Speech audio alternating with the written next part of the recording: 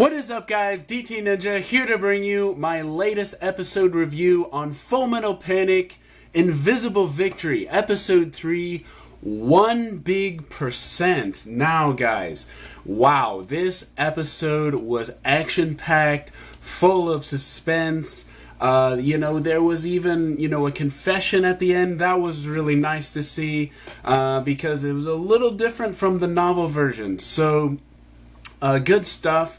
I want to go into, some things about this episode and, some differences in the manga, the novel, but also just, some things to touch on. So, first, our first scene is the Behemoth assault. So, as you know, the Behemoth, the 50-meter tall AS units, they're heading towards Merida Island, and you guys can see, the desperation setting in for Mithril, and they're all ready to fight. So the SRT units are all set up. All the AS units are ready. As you guys can see, Kurtz Weber, Melissa Mao, Ben Clouseau, there's a guy named Costello, Lieutenant Costello, and Spec, the guy that was, trying to throw a mutiny in the last episode. So there are really 5 AS units that are against 3 behemoths. So it's pretty crazy when you think about it. Now, those are the main forces. There's obviously, forces, from the air, like the helicopters that are trying to fire on the behemoth. Now, the behemoth, obviously, it's got this force field around it, and it's called a lambda driver. Now, you guys can see it's being fired on by from all over. You got all directions. You can see the units, they're all firing on it, but it doesn't have any effect, right? So it's pretty crazy. You see like cannons being fired, rockets being fired. Now, the reason for that, obviously, the huge behemoth is obviously firing, rockets towards the base, so they're trying to neutralize the attacks. Some of them miss, some of them hit, so some of the actual rockets actually hit the island, so they're actually being attacked. So you guys see a lot of battle scenes, a lot of action in this episode. Good stuff. So we go on to the actual battle with the behemoth, and it's pretty crazy because, like I said, this thing has a lambda driver.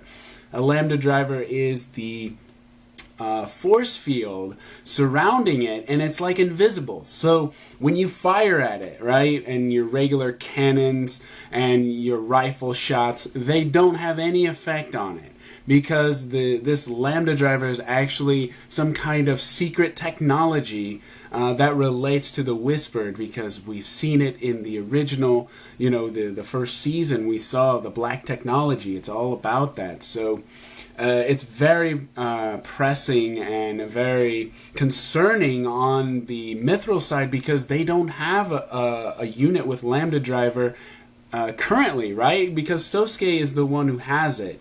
So now they're faced with almost an impossible, a battle against these behemoths. But they do have, a plan to, take them out. Now, it's very risky, right? You got 5 AS units against 3 behemoths. These things are monstrous. It seems like you can't, have any effect on them, but they do have one thing, and that is called the fairy eye. Kurtz Weber has what's called a fairy eye. Now, a fairy eye is basically it is a feature of his AS unit that allows him to see through the behemoth. And so he can actually see like things like movement and wind pressure, all these different things that can help him decide where to shoot, when to shoot, and how effective it's going to be. So this fairy eye is actually a piece of black technology very similar to the lambda driver. So it's actually designed for the to detect a lambda driver, so he can actually see it through his lens. Now, basically through his scope, it's almost like a, you can see it right here. It is like a night vision scope. So you know, like a night vision, you can see it right here. He can see all these different things like wind pressure and, you know, speed and accuracy, weakness. You can see pretty much every movement of the enemy. So it's very effective and very useful in this battle. I think if he didn't have it, they would be at a very, very big disadvantage. Now, at least they have it, because they're already at a huge disadvantage. So I thought that was cool that they, have that. That's pretty cool. It's one of the features of his AS unit. It was added to his AS unit. It wasn't always there. So really neat. Another one is the ECS. Now, you guys have probably seen it before, but ECS is the one where it's like camouflage. It's the basically it's the control system where the electronic control system, basically a concealing system. I think it's called electronic conceal system. Basically, it's camouflage. So to disappear, vanish, to camouflage yourself so the enemy can't see you.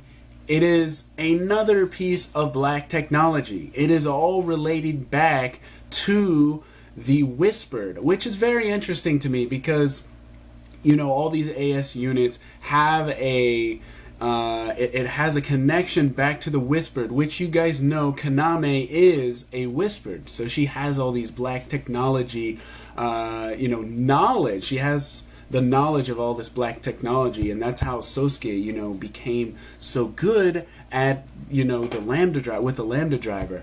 She was the one who, helped him.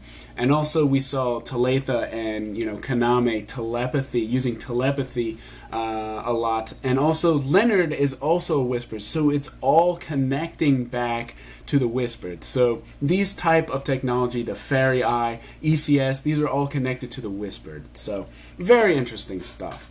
Anyways, let's get back to the actual battle, because this battle is freaking crazy. It's on the water, guys. It's on the water. So you get like this, strategic battle where you have 3 units, Kurtz Weber being the sniper in the back. You got Costello and Spec. They're all fighting from the different sides. So you got Kurtz, who's got the Fairy Eye. He's able to relay back to his teammates where to shoot, when to shoot, and how it's going to be effective. So it's really interesting. And also you see like some diving underwater so they can't, predict where they're going. You see one use like this hook, not a hook, it's like I'm not exactly sure what it is. They shoot some kind of hook. I guess it is a hook. And they fly towards the Behemoth, and they shoot it right in their weak spot. So it's very interesting to see like how they're displaying their skills in battle. Also how desperate they are, because you can see there's 3 of them fighting all one unit, and this thing is monstrous, so it's almost impossible to take down. But in the briefing, Mao explains, and Mao, by the way, is Urzu 2. She is the kind of lieutenant for them. This is Melissa Mao, this one. She's the Chinese American. Basically, she and Ben Clouseau are fighting a Behemoth on their own. So they each have their own unit fighting one on their own, while these 3 are fighting one. So they're a little mismatched, but here they're using, that's the hook I'm talking about, the one that is attached to the actual hand. It's like, I don't know, it's like a grappling hook almost, because they're like flying towards the unit and shooting it, trying to take it down. But like I said, it's not effective enough to take it down. The weak spot is the head. So that's kind of crazy. The head is where you actually shoot. So you'll see Kurtz being the best sniper that he is. Now, Kurtz Weber is like This one is Kurtz Weber, this one. He's a Urzu 6, and he is, like I said, one of the best snipers out there. And you'll see him, he shoots the Behemoth right in the eye. He shoots him right in the eye. So he's able to, you know, damage him, but you have to shoot it twice in the head to take him out.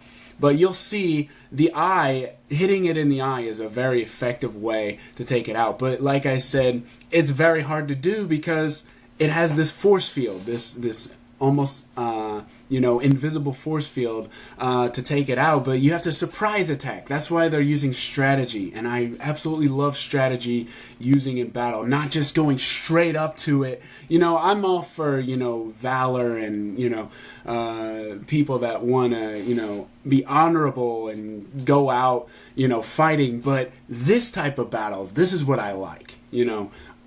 Impossible odds, but they still manage to find a way to win. So in this way, Spec, this is where we get to the next scene. Spec is the guy who wanted to mutiny. This guy decides there is no other way to take this unit out but to, you know, basically become a sacrifice. So he puts it all on the line.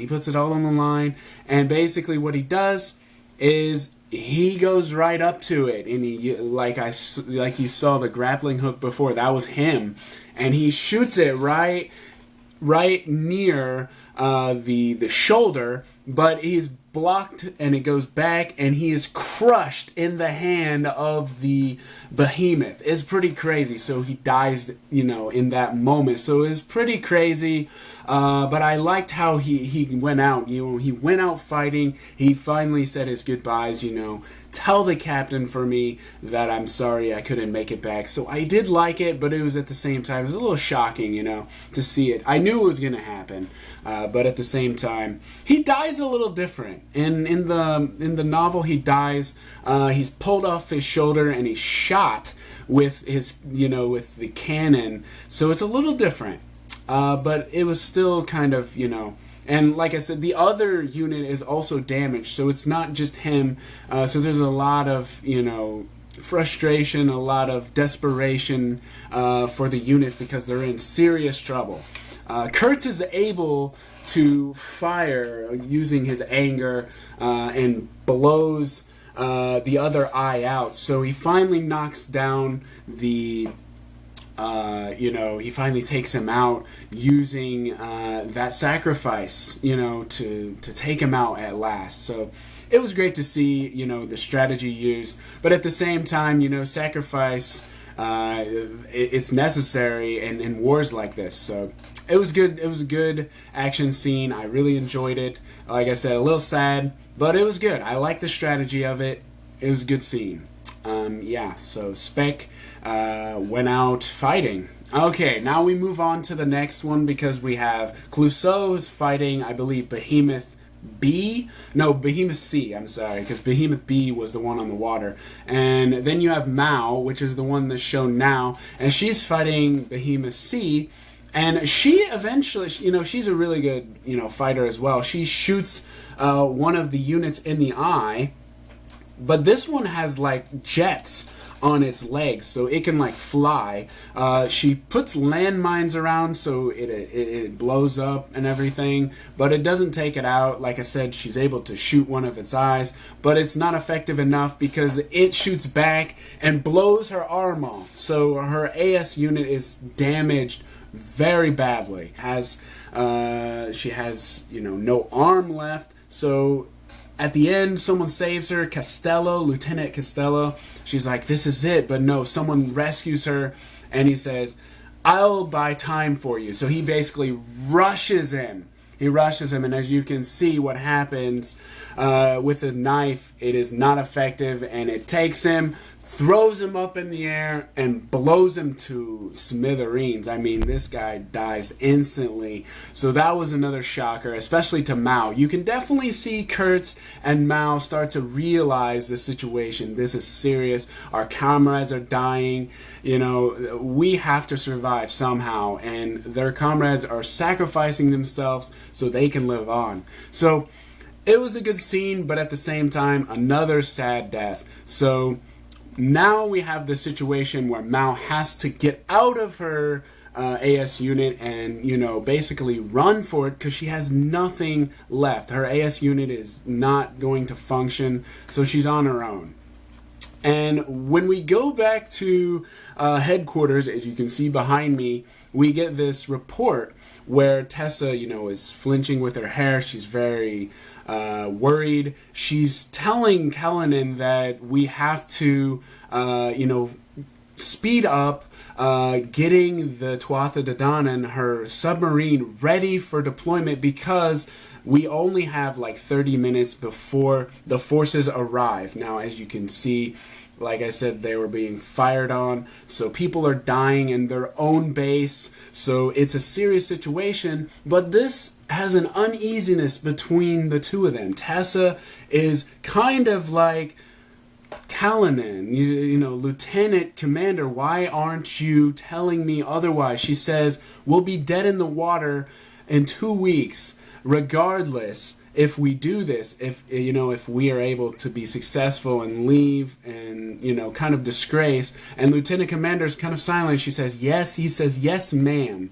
And so she's kind of like, what do you mean, yes, we're going to die? So she's kind of like, we have no other choice, but she was kind of hoping for a reassurance, like, don't say that, we're gonna make it out of here, we'll survive, but we didn't get that. So another scene between Callanan and Talitha, there's this uneasiness between the two, and it's kind of, a little suspicious again. So I like how they're doing that in the anime, because in the manga and the novel, they didn't even get a chance to have him say anything. It kind of cut him off. But anyways, it was a good scene. Alright guys, now we move on to the school scene, which now shows all the schoolmates. They're kind of confused. What's going on? Tokiwa is finally shown with the enemy. Obviously Kurama, this guy's crazy. He, the guy with the glasses, he's a serious villain. What about him is pretty sinister, is that he tells her, you know what this is, right? It's a bomb. And just like that one, I set them all around the school. So, if you make any moves, I'll set them off and basically kill off all your friends here at school. So be a good little girl and do as I say. So we get that scene, but it doesn't go further into it. I like how it transitioned off to the final scene. So the final scene is the confession. So what's great about this is it shows them on top of this shrine. It looks like a shrine, and they're in Tokyo, obviously, and they're looking out on it, and you can see like this, you can see it behind me. There's like this torii gate, and all across you can see the scenery of Tokyo. So that is kind of the end of the episode, where they're they're confessing their feelings to one another. And Sosuke says, I like you. Ever since the time I met you, I've had this feeling, I can't explain it, over and over, and I'm a little scared. And Kaname says it right back to him, and then both of them kind of reassure one another. So it was very heartwarming. It was very different from the manga and the novel, because the novel actually has her, when they grasp hands, she actually knocks it back, like she doesn't trust him or she doesn't believe in him. So this scene was very nice to see changed. So Gato, the original author, changed the script a little to, give us a little more reassurance that they are going to make it, that, there is hope. Even though it's an impossible mission to save everyone, to save Tokiwa at the school, they still believe in one another. So that was really great to see. I really like the confession. So that was my main complaint in the last episode. So this episode kind of reassured me. And like I said, Gato is changing his original script. So in the novel, I want to explain something, because basically, like I said, Kaname, he basically confesses to her, and he says, if you're with me together, I can do it. I can be successful. But she flinches his hand away, like knocks it away, and she says, "No, I think it's still impossible." And she even goes further and kind of has this feel. She knows like it's impossible to get all the bombs in time because she has all this knowledge of black technology, so she knows all these things that he doesn't know. And so he kind of is confused, and he's like, "I don't know what I'm saying. I don't know." And so she's like, "You're just like the rest of them." So it's kind of like Leonard is already in her head in the novel, because she says, "I should have went with him. I should have went with Leonard. None of this would have happened." So we get this kind of meaner Kaname. And so he ends up stunning her. He tases her and she falls, right? And he takes her in his arms. So it's not as reassuring and heartwarming as this version in the anime is. And so I'm going to share both of those with you because I had them colored by a friend of mine. So take a look at these.